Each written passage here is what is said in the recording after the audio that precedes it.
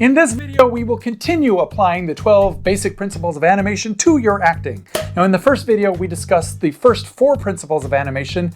In this video, we will continue with principles 5 through 8. Now, if you missed the first video and you want to start at the beginning, you can find it on your screen right now or down in the YouTube description below. Let's jump back in.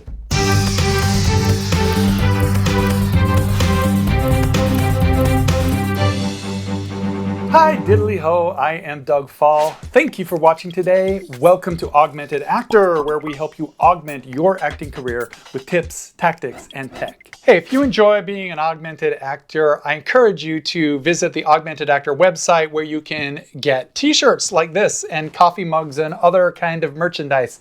I got a whole array of products, different sizes, different colors, and I would love to see you all wearing them. If you buy one, make sure you take a picture and post it with the tag Augmented Actor.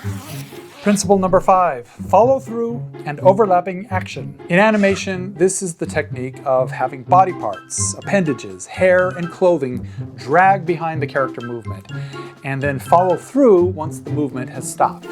Follow through shows how parts of the body continue to move after the body has stopped.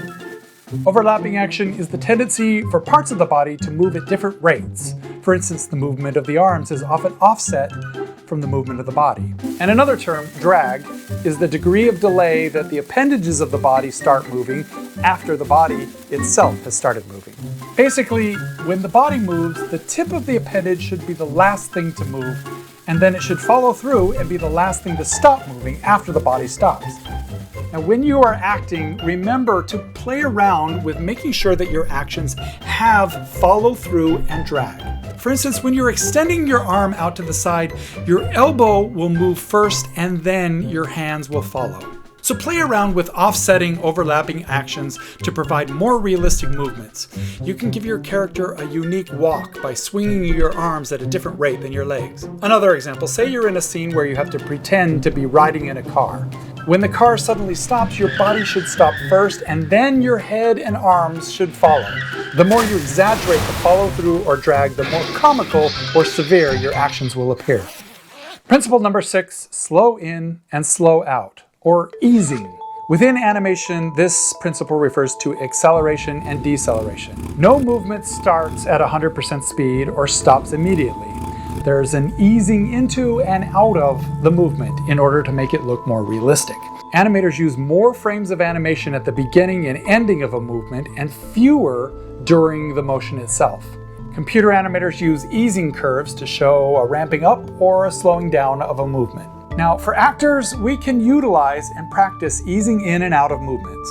Despite the fact that we cannot actually physically move without some form of slow in or slow out, our sudden movements on stage can get lost to an audience. So therefore, anytime an action requires an audience's attention, one way to get it is to start slow, ramp up your speed, and then slow down at the end. This even works for subtle movements of the head or body on film. Principle number 7, arcs.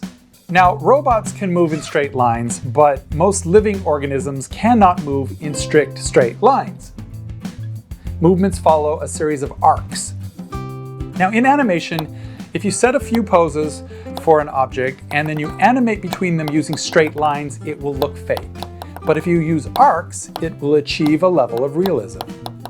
Now, in acting, you can use the idea of movement arcs to emphasize lots of things. For instance, if you are turning your head, use an arc to arc your head down and then back up again to give it a little bit more life.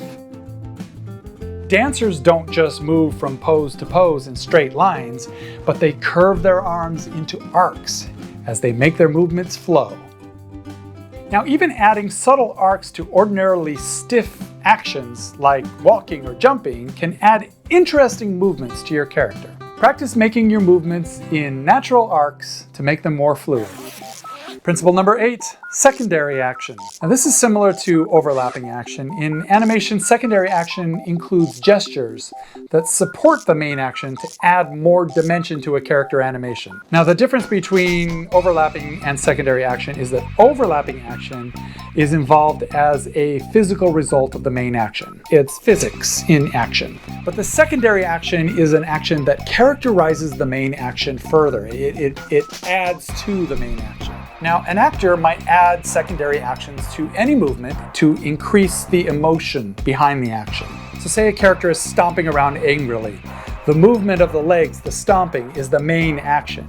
But the expression on the face, or the pounding of the fist into the hand, those are secondary actions that increase the emotion of the original action. If you're knocking on a door, the main action is with the hand that is knocking, but the other arm will indicate the tone of the knock.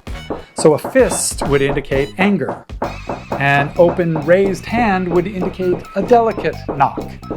And if you place the other hand on your chest and you bow your head, that would indicate a knock of concern. So another example of secondary action is licking your lips before you eat some delicious food, or closing your eyes as you taste the food.